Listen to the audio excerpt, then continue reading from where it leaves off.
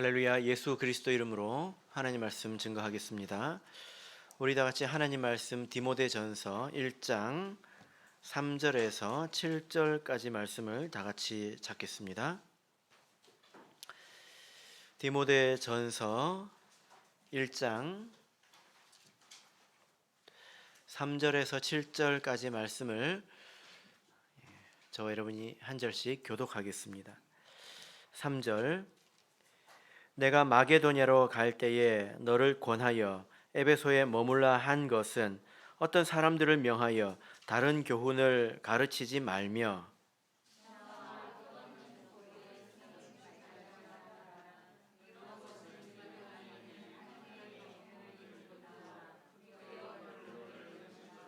경계의 목적은 청결한 마음과 선한 양심과 거짓이 없는 믿음으로 나는 사랑이거늘. 같이 읽겠습니다. 율법의 선생이 되려 하나 자기의 말하는 것이나 자기의 확증하는 것도 깨닫지 못하는도다. 아멘. 네, 오늘 이 시간은 거짓 교훈을 경계하라 라는 제목으로 하나님 말씀을 증거하겠습니다. 가끔 우리 참예수 교회의 미래에 대해서 걱정하는 그런 목소리를 들을 수 있습니다. 예를 들면 이런 것입니다. 여러분 요즘에 고령화가 굉장히 심하지 않습니까? 고령화가 계속되면 교회가 어떻게 될까요? 그리고 경매 시장을 보면 한 달에 경매로 나오는 교회가 몇 개나 되는지 여러분 아십니까? 뭐 이런 이야기들입니다. 이런 이야기를 계속 듣다 보면 별로 기분이 안 좋아지는 것 같아요. 별로 기분도 안 좋아질 뿐만 아니라 사실 그렇게 이런 이야기에 대해서 크게 동의가 되지 않습니다. 그리고 기쁘지도 않습니다. 왜냐하면 우리가 그런 세상에 있는 이야기들 또 세상의 흐름보다는 하나님의 말씀을 먼저 생각해야 되지 않겠습니까? 세상에서는 고령화가 안 좋은 이야기지만 이 믿음 안에서는 고령화가 굉장히 좋은 이야기입니다. 복이 있는 거죠. 그죠? 그래서 흰머리는 영화로운 면류관이다. 우리가 이것을 더 믿어야 되지 않겠습니까? 또한 이런 세상의 그런 우려의 목소리들이 성경의 말씀과 성경에서 조심하라고 하는 것들과 일치하지 않기 때문에 도리어 우리의 시야를 가릴 수 있다는 것입니다. 성경에서는 그런 이유들로 교회가 망한다거나 교회가 큰 위기를 겪는다거나 전혀 그렇게 말씀하지 않습니다. 성경에서 고령화의 위기를 이야기한 부분을 보신 적 있나요? 그런 어쩌면 헛된 염려를 하느라고 성경에서 경고하는 바를 우리가 놓쳐버릴 수 있다는 것입니다. 그래서 크게 그런 목소리들에 대해서 동의되지가 않고 또 그런 이야기를 들을 때 기쁘지도 않습니다. 여러분 세상이 호황이라고 해서 교회도 호황입니까? 세상이 불황이기 때문에 또 교회가 침체되는 것입니까? 믿음의 역사는 전혀 다르지 않습니까? 우리가 믿음으로 이것을 믿습니다.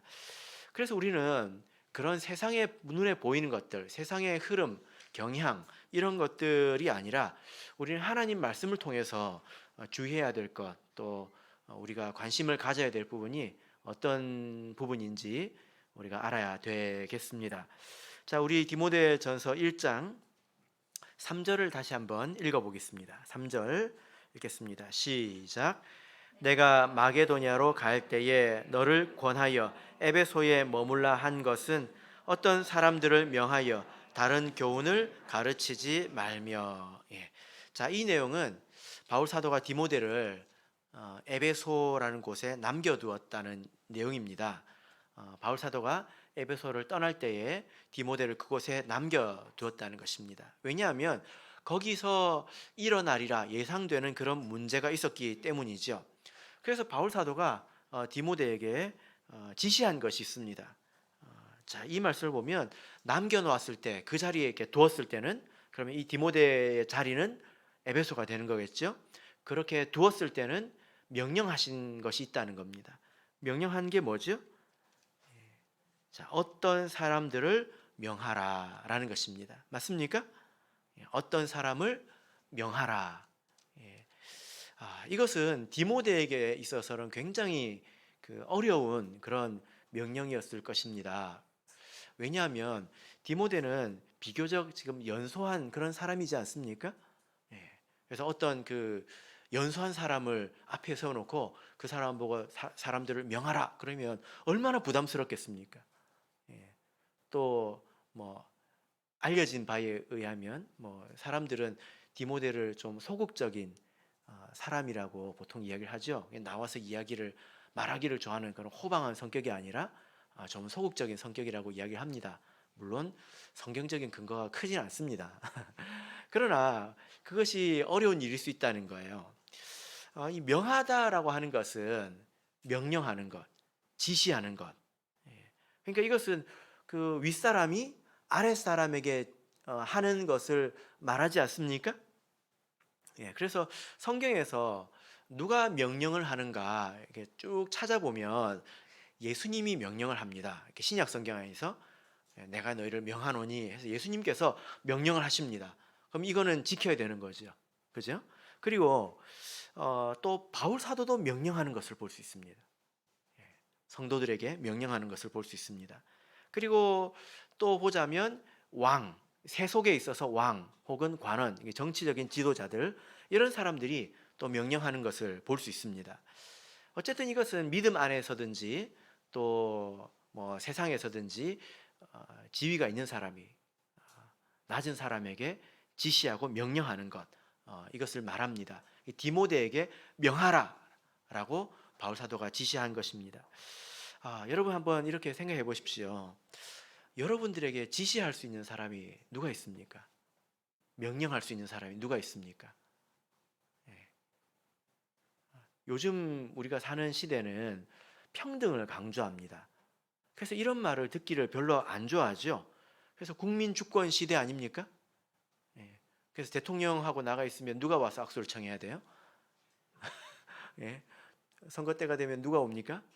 예, 대통령이 와가지고 악수를 막 해달라고 하지 않습니까? 이런 시대에 익숙해져 있기 때문에 사람들은 명령을 받는다고 그러면 아니 뭐 여기가 군대도 아니고 뭐 명령을 하려고 그러냐 이렇게 불쾌하게 생각을 하기 쉽습니다. 명령이 아니라 부탁을 해야죠. 예, 이렇게 좀 해주세요. 저렇게 좀 해주세요. 이렇게 부탁을 해야 된다는 것입니다. 그러나 이것은 세상의 이야기고요. 믿음 안에서는 명하라가 있다는 것을 우리가 생각해야 합니다.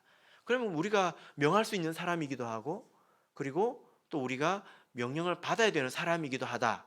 이것을 알아야 되겠죠. 내 위치에 따라서. 내가 부모라면 가정에서는 명령을 해야 합니다. 부탁을 하는 게 아니라 명령을 해야 합니다. 또 내가 어떤 자리에서는 그것을 명령으로 받아야 된다는 거예요. 그죠? 그렇습니다. 그래서 우리가 이 믿음 안에서는 우리가 동등한 형제이고 자매이지만 질서라는 것이 또한 있다. 이것을 반드시 기억해야 합니다.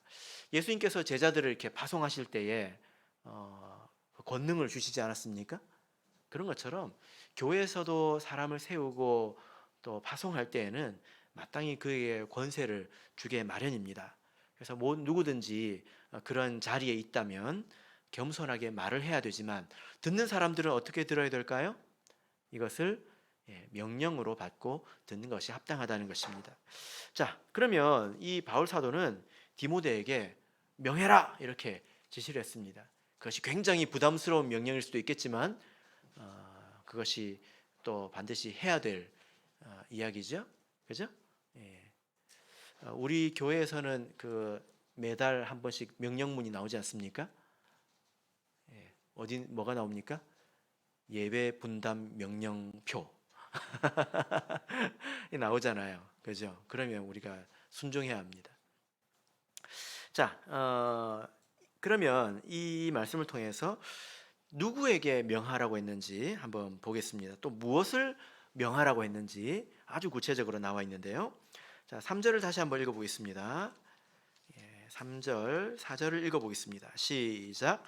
내가 마게도냐로 갈 때에 너를 권하여 에베소에 머물라 한 것은 어떤 사람들을 명하여 다른 교훈을 가르치지 말며 신화와 끝없는 족보에 창념치 말게 하려 함이라.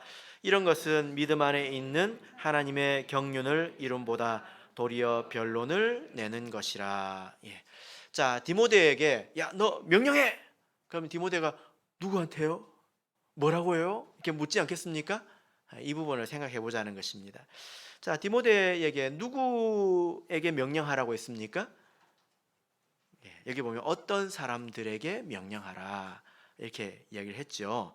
이 어떤 사람들은 굉장히 우리가 조심해야 되는 사람입니다. 예, 어떤 사람이 안 되도록 조심해야 돼요. 그리고 어떤 사람을 조심해야 합니다. 이 어떤 사람들은 어떤 사람입니까?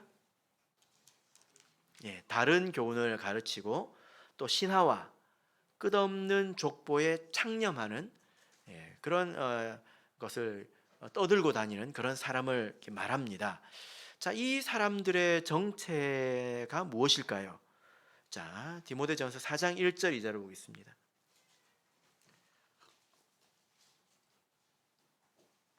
디모데전서 4장 1절 2절.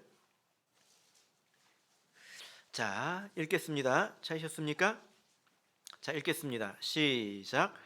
그러나 성령이 밝히 말씀하시기를 후일에 어떤 사람들이 믿음에서 떠나 미혹해하는 영과 귀신의 가르침을 쫓으리라 하셨으니 자기 양심이 화인 맞아서 외식함으로 거짓말하는 자들이라. 예. 자, 여기 보니까 또 어떤 사람들이 나오죠. 이 사람들은 믿음에서 떠났다 이렇게 말씀하고 있습니다. 믿음에서 떠났다. 그러니까 이 사람들은 믿음을 저버린 자들입니다. 그러나 이 믿음은 마음으로 이렇게 떠나버린 것이지 몸까지 떠나버린 건 아니에요. 몸은 어디에 남아 있냐면 여전히 교회에 남아 있습니다. 그래서 이상한 그 헛된 말들을 계속 하고 지금 있는 거죠. 그죠? 그러니까 이 사람들은 딱 겉보기에는 형제처럼 보입니다. 세례도 받았고요. 옛날에 성령도 받았다고 합니다. 그런데 바울 사도는 이런 사람들을 형제라고 부르지 않고 어떤 사람들이라고 합니다. 교회 안에 있는 어떤 사람들이라고 부르고 있습니다. 그러니까 우리가 이런 어떤 사람들을 조심해야 되겠지요. 예, 그리고 우리가 이런 어떤 사람들이 되지 않도록 조심해야 합니다. 사실 이 문제는 당시 교회에서 심각한 그런 문제였는데요. 자, 갈라디아서 1장을 보겠습니다. 갈라디아서 1장입니다. 갈라디아서 1장 6절을 보겠습니다.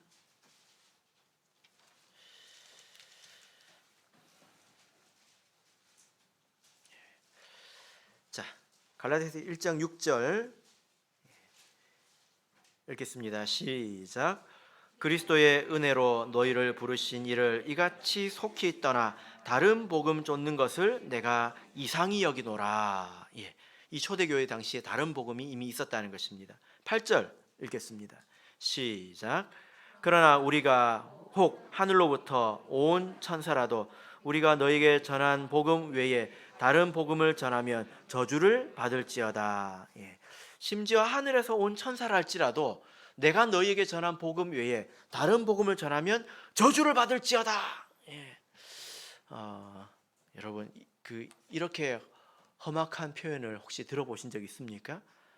굉장히 심각한 표현이잖아요. 그죠? 예. 바울 사도가 이렇게 심각하게 말하고 있는 이유가 무엇입니까? 진리 밖에는 구원이 없기 때문입니다. 진리 안에서 구원이 있지 진리를 떠나게 되면 구원이 없기 때문입니다. 그런데 우리가 믿는 이 복음을 바꾸게 된다면, 이것을 변개한다면, 이것은 마치 우리가 같이 먹는 우물에다가 독을 푸는 그런 행위죠. 그러면 서로 모든 사람들이 다 죽지 않겠습니까? 그래서 바울 사도가 그것을 경계하고 있는 것입니다. 근데 이런 일들, 우물에 독을 푸는 이런 일들을 누가 하고 있느냐? 7절을 보겠습니다. 7절 읽겠습니다. 시작. 다른 복음은 없나니 다만 어떤 사람들이 너희를 요란케 하여 그리스도의 복음을 변하려 함이라. 예, 여기 보면 또 어떤 사람이 나왔죠. 바로 이 어떤 사람이 처음에는 순전한 마음을 가지고 믿음 안에 들어왔을지 모르겠지만 어느 날 변질되어서 마음으로 믿음을 떠났습니다.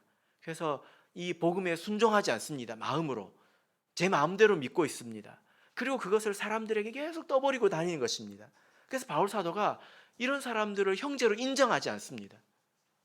하나님 나라에 들어갈 것이라고 여기지 않는 거예요. 그러니까 뭐라고 말합니까?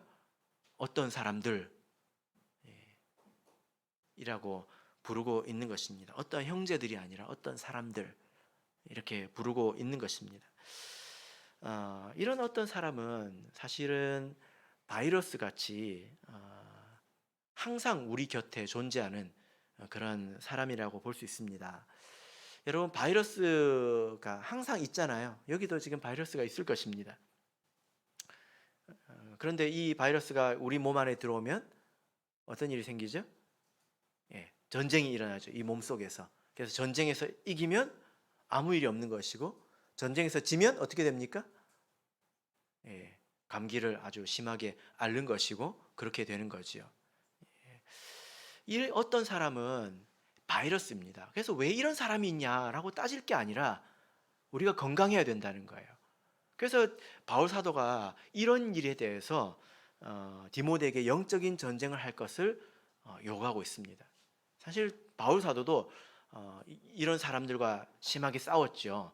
영적인 전쟁을 하지 않았습니까? 사단도 자기를 광명의 천사로 가장하는 것처럼 이렇게 사단의 일꾼들이 있다. 그래서 바울 사도가 힘써 싸웠던 것을 말하고 있습니다. 그래서 디모데에게도 이런 영적인 싸움을 해야 될 것을 이렇게 말씀을 하고 있는데요. 여러분, 우리가 이런 것을 영적인 관점에서 바라봐야지 인간적인 관점에서 바라보면 큰일 납니다. 자, 갈라디아서 5장 8절을 볼까요?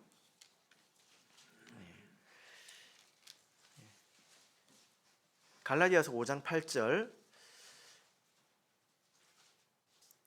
자, 읽겠습니다. 갈라디아서 5장 8절 읽겠습니다. 시작. 그 권면이 너희를 부르신 이에게서 난 것이 아니라.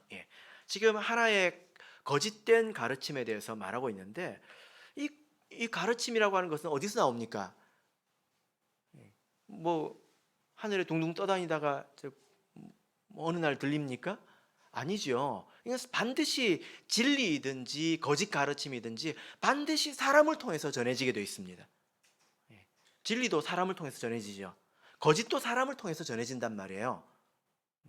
근데 그 가르침의 근원에 대해서 생각을 해보자면 이것을 이 근원이 사람이 아닙니다. 그리고 하나님도 아닙니다. 그러면 이 근원이 어디일까요? 아까 우리 디모데전서 4장 1절을 읽었는데요. 자, 다시 한번 보겠습니다. 그런 이야기들을 들을 때 사람의 말로 들어서는 안 된다는 것입니다.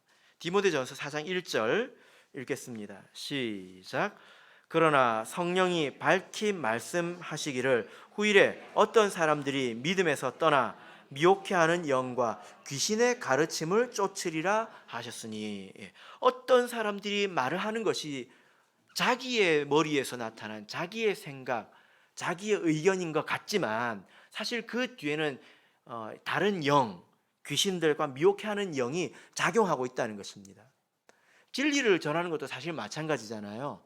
우리가 이렇게 진리를 전하는 것도 사람이 스스로 똑똑해가지고 진리를 깨달아서 진리를 전하는 것이 아니라 하나님께서 마음을 감동하시고 진리를 깨닫게 하셔서 우리는 그야말로 울리는 그런 북에 불과합니다. 사람은 울리는 스피커에 불과하다는 것입니다.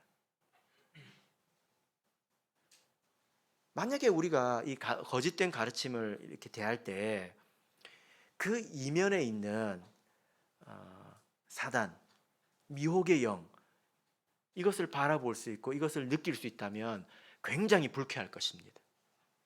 그런데 이런 것들을 바라보지 못하고 그저 그것은 사람의 말이다, 저 사람의 말이다, 사람과 사람대로 서로 대하고 있다고 이야기를 하면 우리가 뭐라고 말하기가 쉽지 않을 것입니다.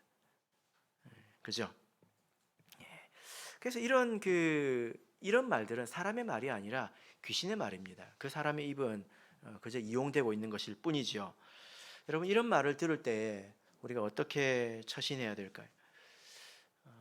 한번 생각해 보십시오. 이것이 결코 쉽지 않습니다. 왜 쉽지 않을까요? 우리가 눈에 보고 있는 것은 사람이기 때문이에요. 서로 마주하고 있는 것은 사람이기 때문입니다. 그러니까 성경을 보면 그런 말에도 나름의 힘이 있는 것을 알 수 있는데요. 진리에도 힘이 있지만 이 거짓에도 힘이 있습니다. 진리에도 울림이 있지만 거짓에도 울림이 있어요. 그래서 이게 꼭 뭐와 같냐면 그 진리의 주파수가 쫙 퍼지게 되면 성령의 감동이 있는 사람들은 그 주파수가 탁 지나갈 때 덜덜덜덜덜 떨리게 됩니다. 반응을 하지요. 예. 근데 성령의 감동이 없는 사람들은 그것이 진리의 말씀이 팍 전해져 갈 때 아무 일도 안 일어나요. 아무 일도 없어요. 예. 반대로 사단의 가르침이 쫙 지나갈 때 사단의 감동이 충만한 사람들은 덜덜덜 떨립니다.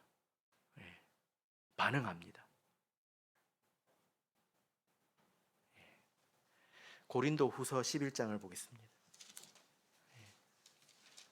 고린도 후서 11장 4절 보겠습니다.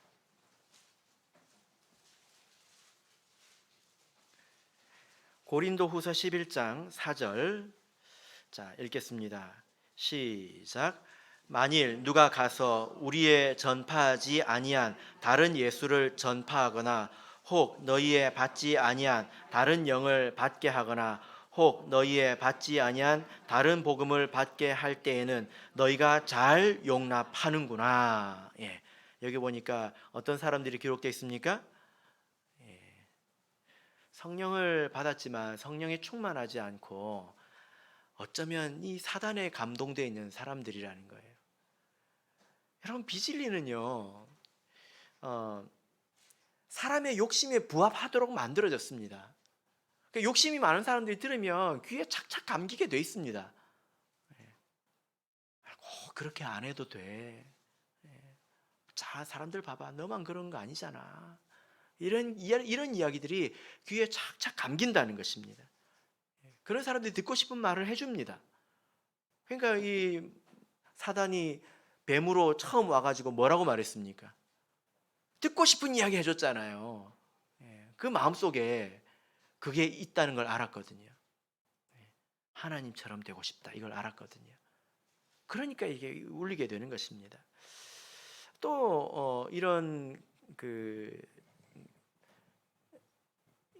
것이 또 어떤 힘을 가지고 있냐면, 대부분 이런 이야기들은 관계에 호소하는 경우가 많습니다.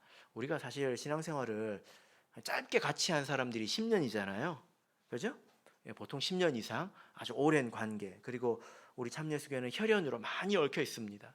그리고 그렇게 오래 지나다 보니까 서로 은혜를 베풀고 은혜를 받고 이렇게 많이 얽혀 있습니다. 그런 사람들이 하는 말을 우리가 내치는 것이 인간적으로는 사실 절대 쉽지 않습니다. 그래서 정말로 우리가 이런 일을 하기 위해서는, 이런 영적인 전쟁을 하기 위해서는 정신을 바짝 차리고 하나님 말씀이 아닌 것, 그 이면에는 영적인 다른 미혹의 영이 있다. 그런 걸 들을 때 마음의 중심에서부터 불쾌해야 합니다. 그래야 내가 영적인 싸움이라고 생각하고 싸울 수 있지. 어떻게 나같이 젊은 사람이 나가서 말할 수 있습니까? 나한테 저렇게 잘해준 사람들 어떻게 그렇게 말할 수 있습니까? 아마 디모데가 이렇게 인간으로서의 예의를 차리고 그렇게 말을 했다면 아마 바울 사도한테 좀 많이 혼났을 것입니다. 그것이 합당하지 않습니까? 그래서 우리 성도님들께서도 사람으로서 서로 이제 예의를 차려야 될 때 또 그럴 때가 있지 않습니까? 사람으로서 아무리 나이가 많다 하더라도 또 젊다 하더라도 서로 간에 지켜야 될 예의가 있습니다. 그것은 잘 지키십시오. 그런데 잘 분별하시길 바랍니다. 사단은 이런 것에 호소한다는 거예요. 그래서 정말 거절하기 힘든 사람의 입을 통해서 나에게 올 수 있다는 것입니다. 근데 이것은 사람의 말이 아닙니다. 누구의 말입니까? 미혹의 영과 귀신의 가르침이라고 말하고 있습니다. 영적인 싸움으로 인식할 때에 우리가 다른 사람들이 인간적으로 이런다 저런다 말을 하더라도 우리가 요동치지 않을 수 있습니다.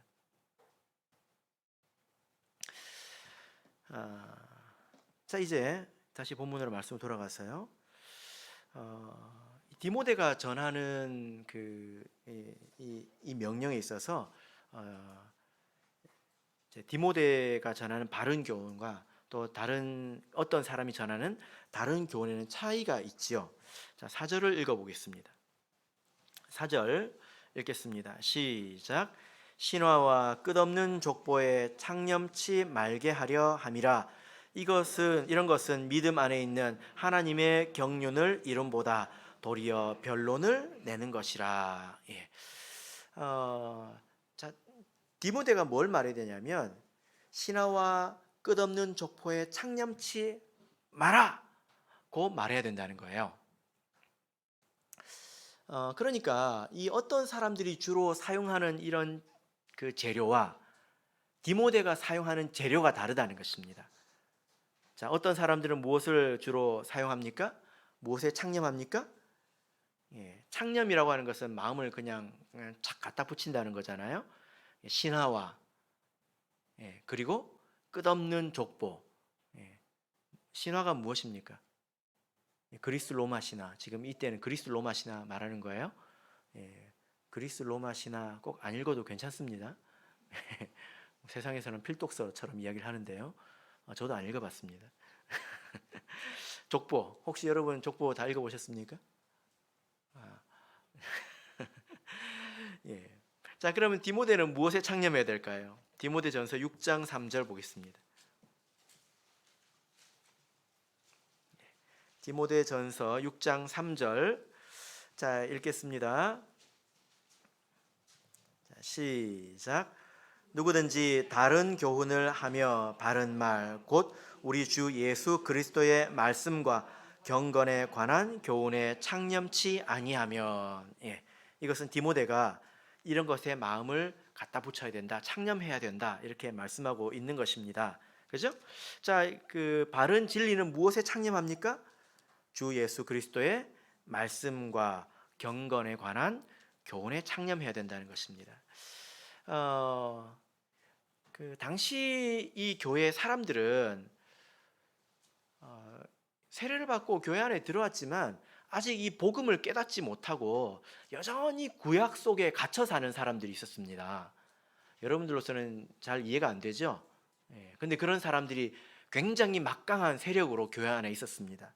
그런 사람들을 흔히 율법주의자라고 이야기하는데, 성경을 보면 모세의 할례를 받아야 되고 모세 율법을 지켜야 된다, 뭐 이렇게 말하는 사람들이 나오잖아요.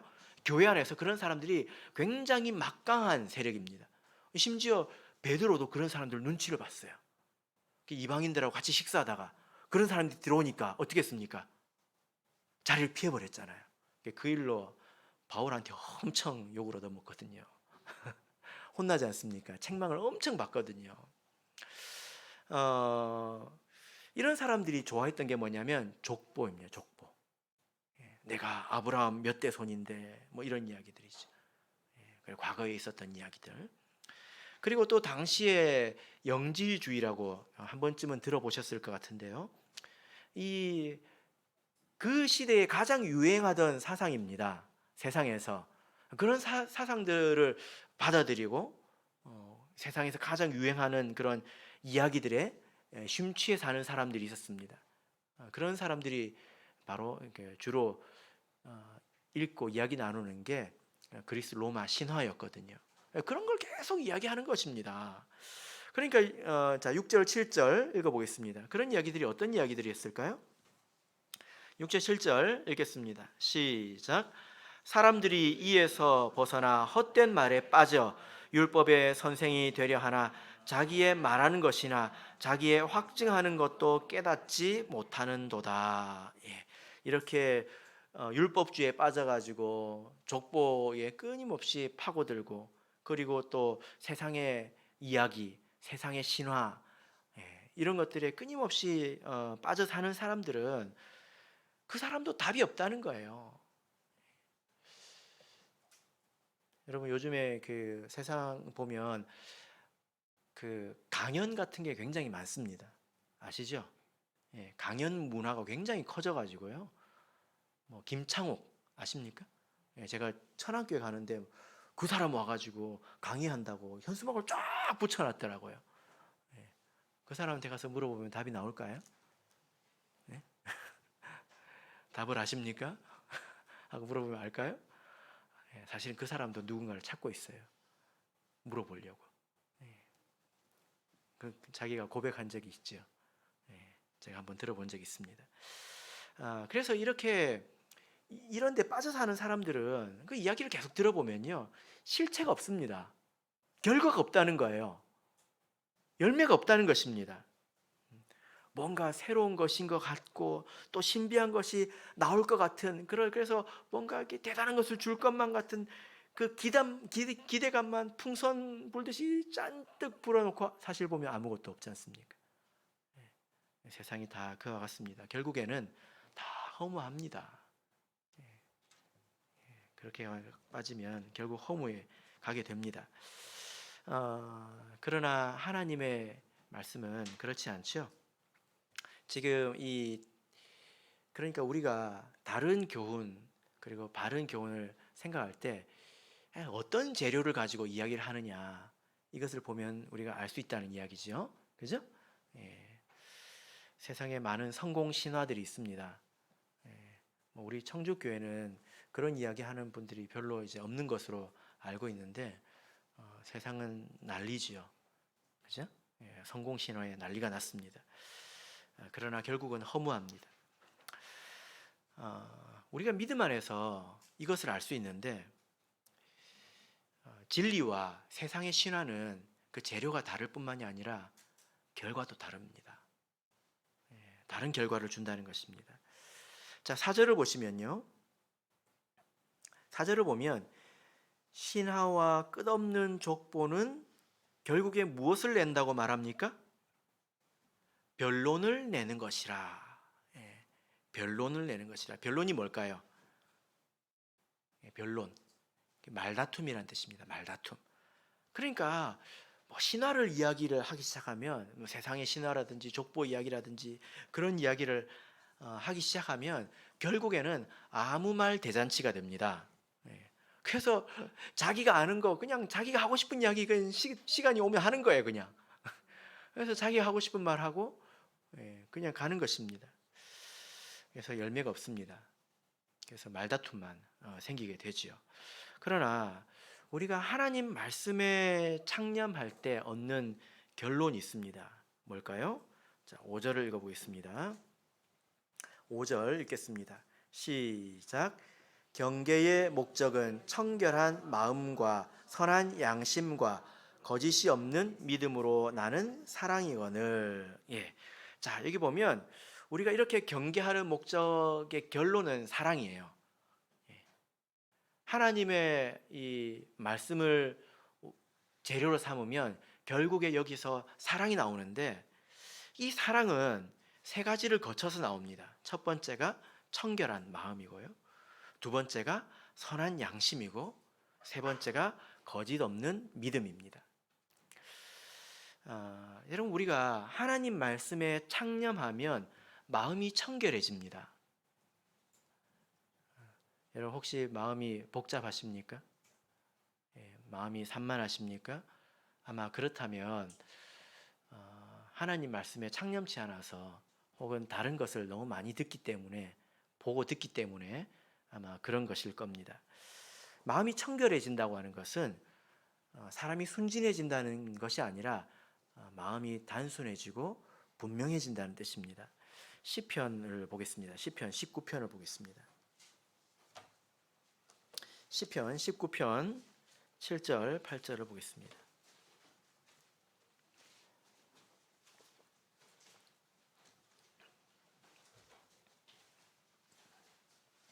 시편 19편 7절, 8절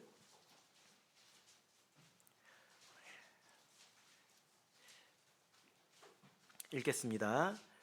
시작. 여호와의 율법은 완전하여 영혼을 소성케 하고 여호와의 증거는 확실하여 우둔한 자로 지혜롭게 하며 여호와의 교훈은 정직하여서 마음을 기쁘게 하고 여호와의 계명은 순결하여 눈을 밝게 하도다.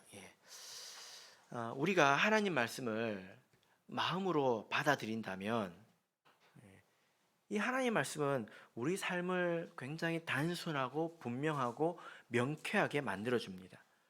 그래서 중요한 것에 집중하게 해줍니다. 그래서 우리 인생이 굉장히 선명해지죠. 그래서 맑은 물을 보면 굉장히 선명하지 않습니까?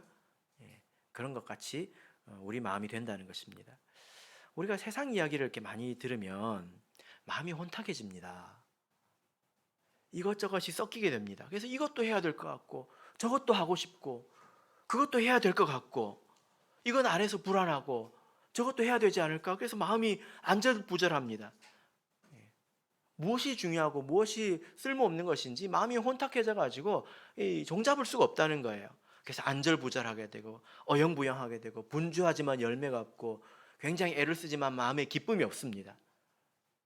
근데 여러분께서 잘하고 계시지만 여러분들도 스스로 아마 오르락 내리락 하는 것을 느낄 텐데요. 좋을 때를 보십시오. 마음이 분명할 때입니다. 그리고 그때는 하나님 말씀으로 인해서 여러분 마음에 감동이 있을 때입니다. 그리고 덜 중요한 것들을 쉽게 버릴 수 있을 때입니다.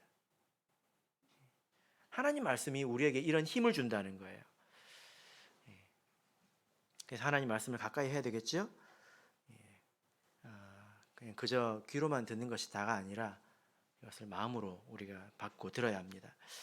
그 다음에 두 번째가 뭐였죠? 선한 양심입니다. 선한 양심. 여러분 양심이 무엇입니까? 양심. 양심 그러면 좋은 마음. 그건 그렇지 않죠. 양심이라고 하는 것은 하나님께서 우리 마음에 심어두신 어떤 기능입니다. 기능. 옳고 바른 것을 구별하는 그런 기능입니다. 본능적인 기능이죠. 그래서 죄를 지으면 어떻게 됩니까? 양심이 찔리죠. 그래서 양심이 굉장히 예민한 사람들은 죄를 짓는 것이 불쾌하고 그리고 죄를 짓는 것이 힘듭니다. 여러분 이렇게 한번 생각해 보세요. 여러분들께서도 내가 이걸 버려야 되는데 이걸 버려야 되는데 이런 게 있을 텐데요. 어떻습니까? 버리기가 쉽습니까? 어렵습니까? 어렵죠. 근데 이렇게 한번 생각해 보세요. 어떤 형제가 이제 군대를 가가지고 담배를 배웠어요. 근데 이게 나와가지고 너무 이렇게 양심에 가책이 되는데 이게 잘 안 되는 겁니다.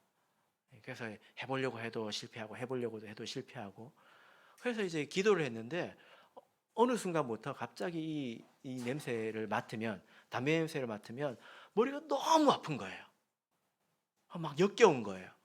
그 이후로 담배를 피고 싶다는 생각 자체가 안 들고 근처에만 가도 불쾌한 것입니다. 만약에 우리의 양심이 이와 같이 된다면 좋지 않겠습니까? 무슨 말일까요? 내가 지금 버리고 싶은 어떤 문제에 대해서 버리고 싶다를 떠나서 스스로 그것이 역겹게 느껴질 때 굉장히 좋겠죠. 스스로 괴로워서 하지 못하는 상태, 그러니까 그것을 하는 것보다 하지 않는 것이 훨씬 더 행복한 상태가 되는 거예요. 이게 바로 선한 양심의 상태입니다. 우리 양심이 원래는 굉장히 맑고 분명했는데 이게 많이 혼탁해졌죠. 그래서 양심이 소리를 꽥 하고 내야 되는데 한참 있다가 꽥 이렇게 합니다. 그 사이 우리는 죄를 짓죠. 신앙생활이라고 하는 것은 이런 것입니다, 여러분. 신앙생활을 하는 것은 내가 하나님 믿는 사람 이런 거 하면 안 돼, 이런 거 하면 안 돼 해가지고 마음으로는 하고 싶어 죽겠는데 그냥 억지하고 그냥 허벅지 꼬집으면서 그냥 참고 있는 게 신앙생활입니까?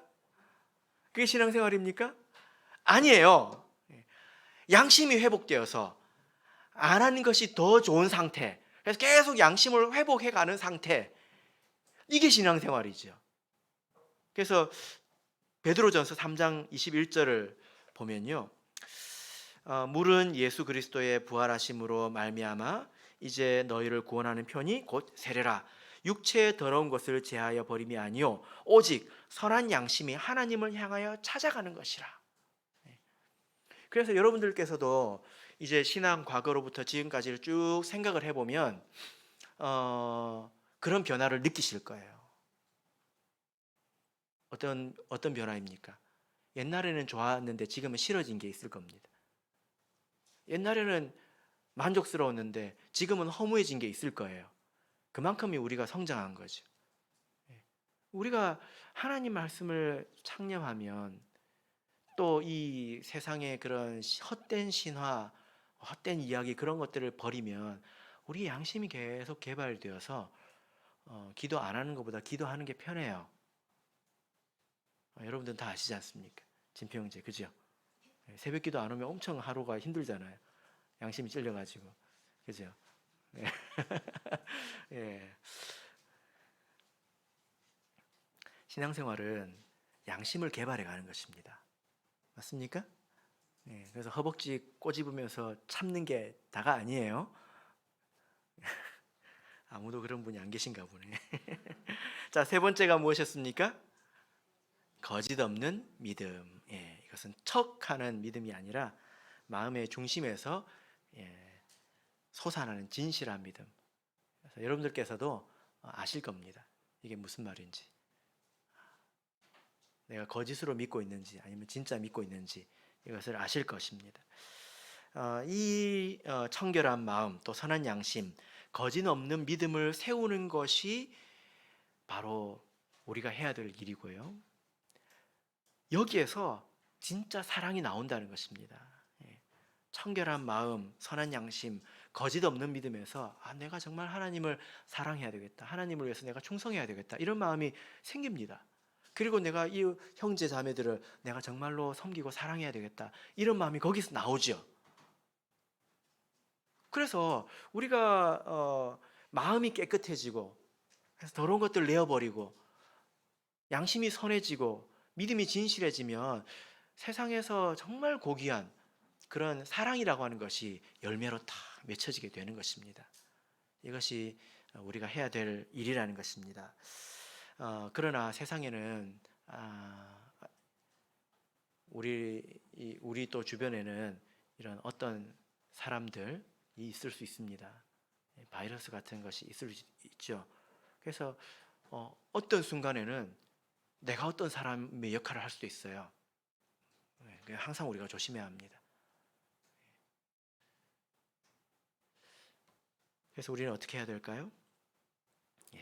우리가 세상에서 고령화다, 교회가 이렇게 된다, 저렇게 된다, 그런 것들에 휘둘리지 말아야 합니다. 하나님은 그런 것들보다 훨씬 큽니다. 그런 것으로 하나님의 나라가 망하지 않습니다. 우리는 하나님 말씀대로 이 거짓 교훈을 경계하고 바른 믿음을 세워 나가야 되겠죠.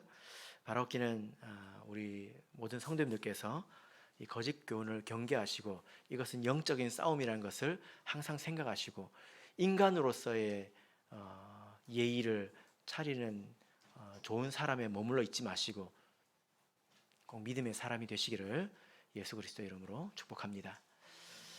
우리 다 같이 찬송하겠습니다. 399장 찬양하겠습니다.